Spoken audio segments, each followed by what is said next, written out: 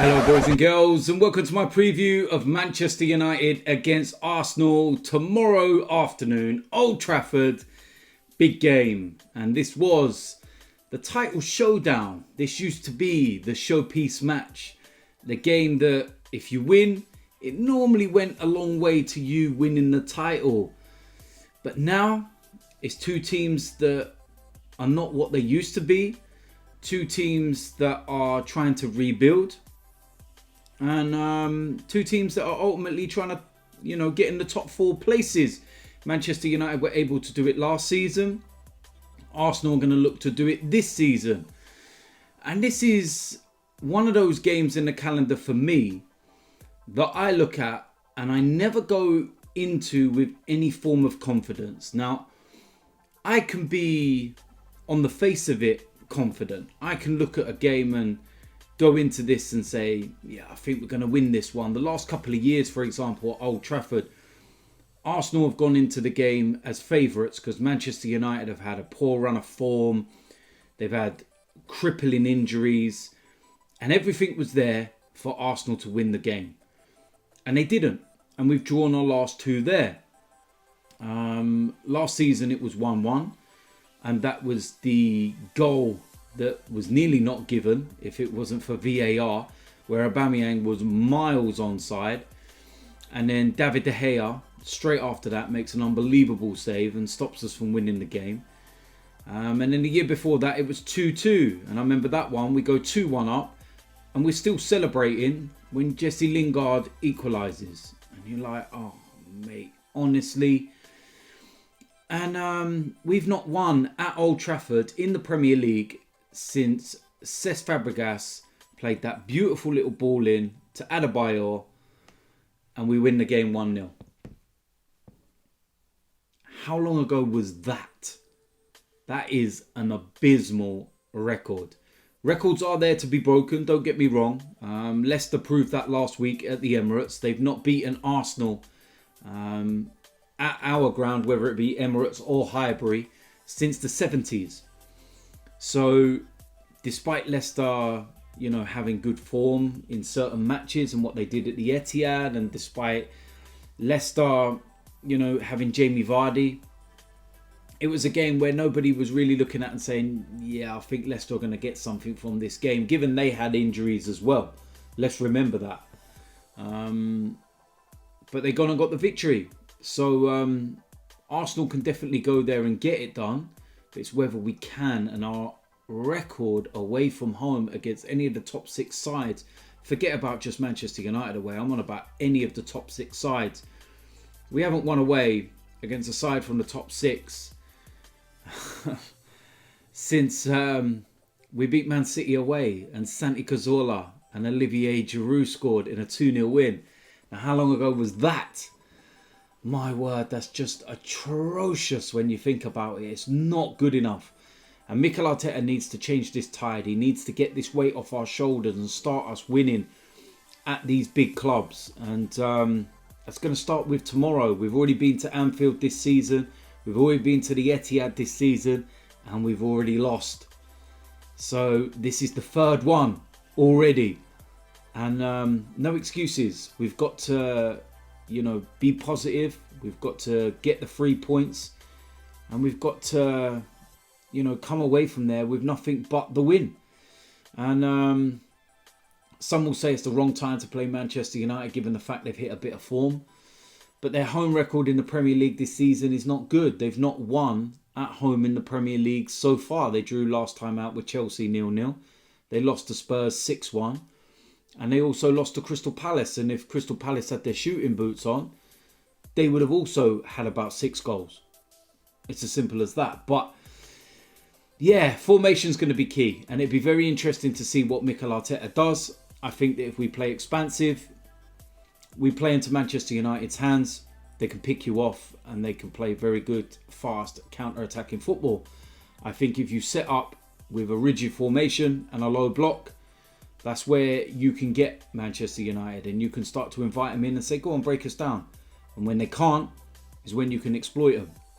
So I do think we will revert back to the 3-4-3 formation for this game. So with that said, let's go and get into the predicted lineup. And this is kind of what I feel Mikel Arteta will go with, but also with what I would like in some respects, and I'll get onto that. But starting off in goal, Bernd Leno.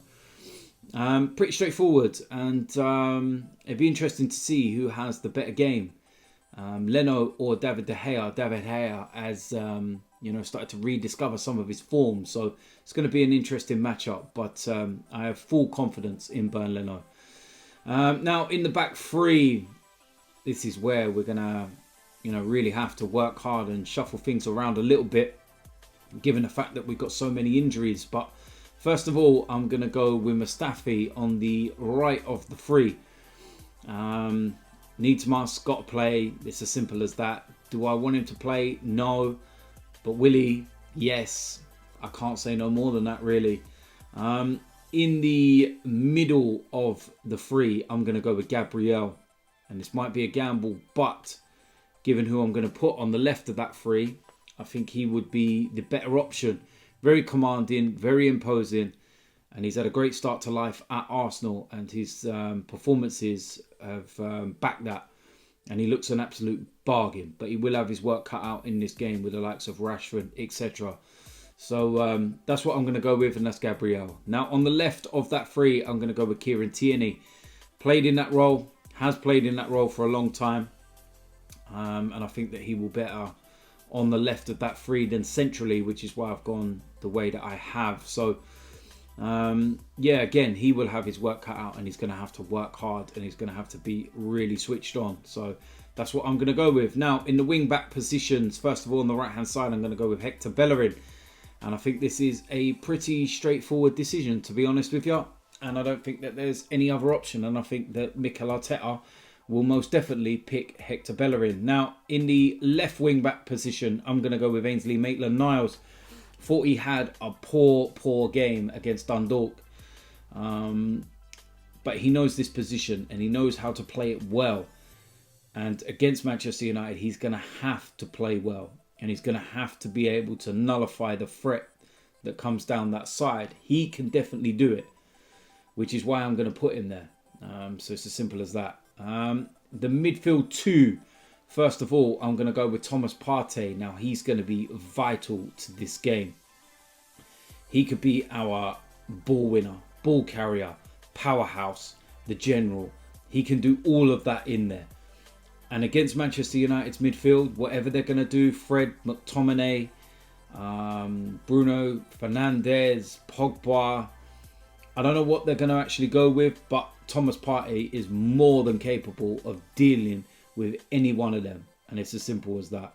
Next to him, I'm going to go with Granit Xhaka. A little bit of extra protection, but also somebody that can maybe stretch the play with the longer passing, given the fact that David Luiz is out as well. And I think that that's a strong enough four across. And that's what I'm going to go with. Now, the attacking three, this is where there will be 1,000,001 questions and options available. First of all, on the right-hand side, I'm going to go with Nicola Pepe. Pretty straightforward. Hopefully that goal on Thursday gave him some confidence. And last time out against Luke Shaw, he turned him inside out. He absolutely pulled him to pieces. So let him at him again. It's as simple as that.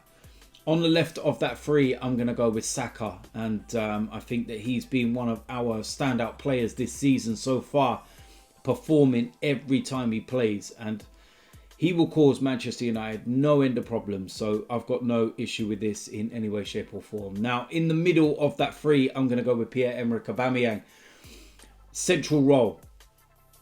And he needs to get his form back on track since he signed that contract. But there's no questioning, him as a player and what he can do.